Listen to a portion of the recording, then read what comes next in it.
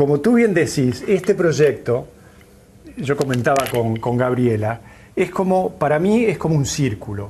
¿Por qué es un círculo? Porque mi primer trabajo de arquitectura y de arte fue con José Gurbich. Yo era un joven estudiante de la Facultad de Arquitectura y en el mismo momento concurría a las clases de dibujo de Gurbich del Cerro. Entonces ahí hice mis primeros deberes en el arte y en ese momento estaba haciendo mis primeros deberes en la arquitectura. Y Gurbich era año 61, 62. Compra una casa en la calle Polonia, la última calle del Cerro que divide ya con el predio que es el parque, donde hoy está ese magnífico monumento, el memorial de los detenidos desaparecidos, y me propone reformar esa casa.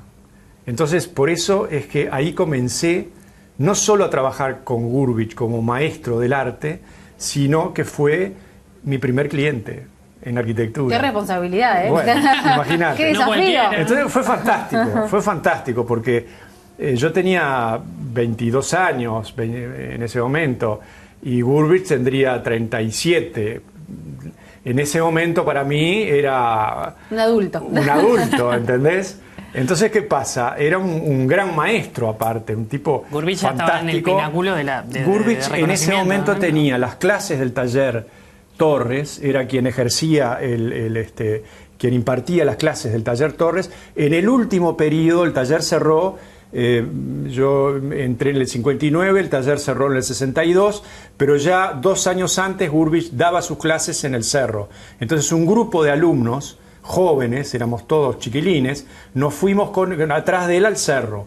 Bueno, ahí él empezaba sus clases a las 8 de la mañana. Vos tenías que estar a las 8 en punto. Yo vivía en Positos, me tomaba el 163, me tenía que levantar a las 6 de la mañana y a las 8, si no llegaba, me miraba con mala cara. Así que tenía que estar... Así que tenía su carácter. Sí, no su carácter, pero era lo primero, y esto es muy importante, es que él te transmitía una disciplina, ¿entendés?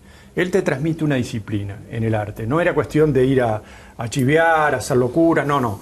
Lo primero es la disciplina. Entonces, él te preparaba ya una naturaleza muerta, vos tenías tu caballete, él estaba a su vez con el horno cerámica encendido, estaba con las libretas de dibujos. Como yo iba a la facultad, me pedía que le llevara libros de la biblioteca de la facultad, vos lo sabés muy bien, es fantástica, no había Google. Entonces, ¿qué pasa? Tráeme a Rembrandt, tráeme a Goya, tráeme a Van Gogh, y yo me iba y sacaba los libros de Rembrandt, de Goya, de Van Gogh, los analizábamos allí, me decía, mira, ahora vamos a hacer lo siguiente, un ejercicio es, vamos a tomar a Van Gogh, por ejemplo. Entonces, él elegía un dibujo a pluma, de esos dibujos fantásticos de Van Gogh,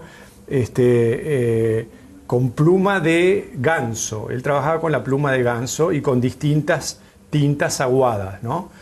Y te daba esa cosa de la luminosidad, de la luz, en base a un lenguaje, que era el lenguaje de él, que era en base a rayitas, puntitos, espesores diversos espesores con la pluma de ganso, que te permite tener un trazo grueso, un trazo medio, un trazo más fino.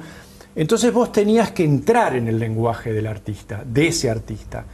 Y eso es una enseñanza maravillosa, que a mí nunca más no se te va nunca, al revés, la incorporás cualquiera sea el material, y eso lo vamos a ver en otro momento, cualquiera sea el material. Porque ¿de qué se trata esa lección? Se trata de utilizar un lenguaje plástico para construir un espacio bidimensional, que es el espacio de la hoja. Entonces, es el espacio del dibujo.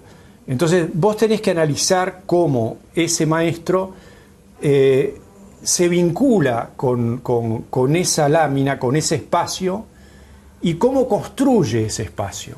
Entonces, ahí hay una lección, una primera lección, la construcción del espacio. La segunda lección es la definición del lenguaje con el cual vas a construir ese espacio.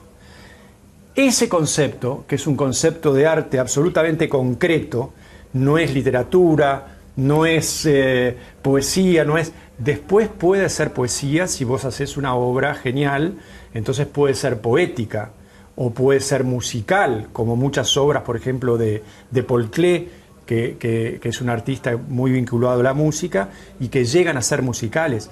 El mismo Gurevich fue violinista en sus inicios, y él conserva el valor de la música, y a través de su dibujo y de su arte, de alguna manera te transmite una cierta musicalidad.